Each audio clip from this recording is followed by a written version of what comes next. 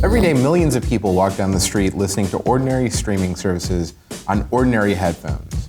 Well, recently, with the launch of Tidal, the dream of high-quality streaming audio is here, and it got me wondering, what else can you do to improve your personal audio experience? Turns out, quite a lot. The challenge with high-quality personal audio is that you have an entire pipeline that you have to deal with, and you have to fix every part along that pipeline to make sure that the highest quality sound is getting from the source material to your ears. And that's where a service like Tidal comes into play. Tidal offers uncompressed audio. They give you a giant file that's many times larger than a file that Spotify or Ardia would give you, but the trade-off is that you get maximum clarity. It's an uncompressed, lossless file.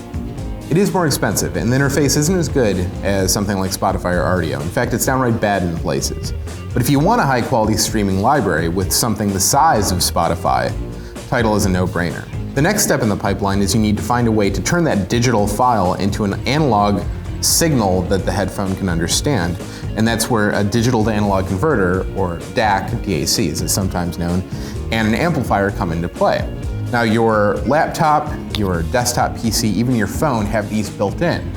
But as you can imagine, they're not the highest quality components.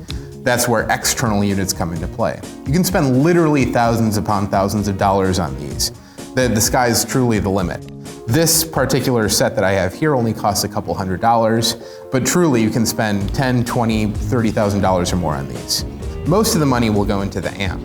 Now, I'm sure you've seen units with these glowing vacuum tubes on the outside. Some are enormous, and yes, these are all things you can buy. This one isn't very big. It does have a tube in it, believe it or not, but you can buy very, very large ones, and it's very subjective.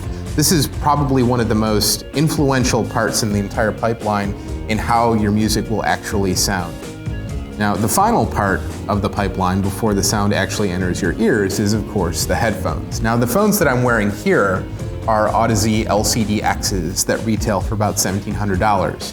Now, I know your heart is stopping right now. You don't need to spend this much to get a really good set of headphones. And of course, just like the amplifier, it's a very subjective thing, but you can spend just as much money as you want to.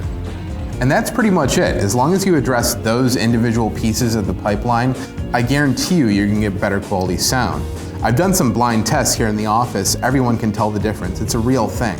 And we're seeing this uptick in interest in high quality audio right now. We have devices like Neil Young's Pono coming out in the first quarter of 2015, and this here Sony player that just recently came out. They're both focused on high quality audio. And you don't have to spend a few $1,000s to make any of this happen. Of course, you can if you want to. That's what audiophiles do. There's an entire universe of ridiculously expensive hardware to buy if you have that kind of money. But for instance, instead of spending $1,700 on these headphones, you can spend $300 on these Sonys, or you can buy a $100 FiO headphone amp. Either way, trust me, your ears are gonna thank you.